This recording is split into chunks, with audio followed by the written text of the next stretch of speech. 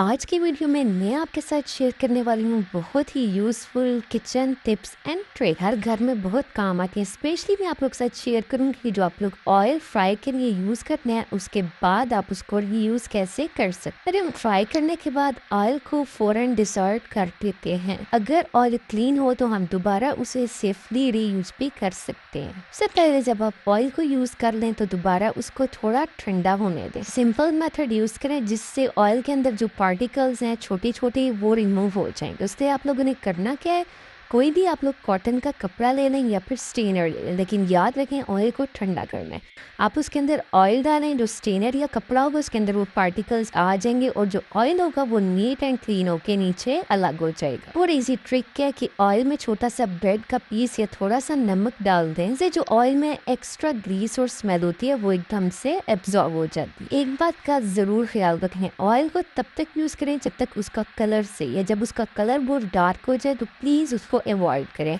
क्योंकि फिर वो यूज़ करना आप लोग के लिए हेल्थ के लिए बहुत ज़्यादा डेंजरस हो सकता है। को एक ड्राई और क्लोज कंटेनर में ज़रूर स्टोर करें, उससे सेफ रहेगा और आप लोग की हेल्थ पे भी कोई भी इशू नहीं आएगा। ऐसी छोटी छोटी टिप्स ट्राई किया करें ताकि आप लोग के लिए भी आसानी हो। सबसे मज़े की मैं आप लोग को टिप बता दूँ, अगर आप लोग चाहते हैं आप लोग का किचन नीट एंड क्लीन रहे तो बर्तनों को साथ साथ धोएं।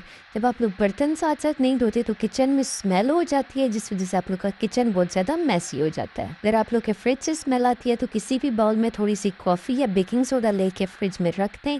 किसी भी चीज़ की आप लोग की स्मेल फ्रिज में नहीं हो। आज पे बात करते हैं चूल्हा साफ़ करने की। आप लोग वीक में एक बार ऐसा किया करें, बेकिंग सोडा और लेमन का पेस्ट बनाकर चूल्हे पे अच्छी तरह लगाकर उसको साफ़ करने से आप लोग का चूल्हा एकदम लश-पश और नीट एंड क्लीन लगेगा।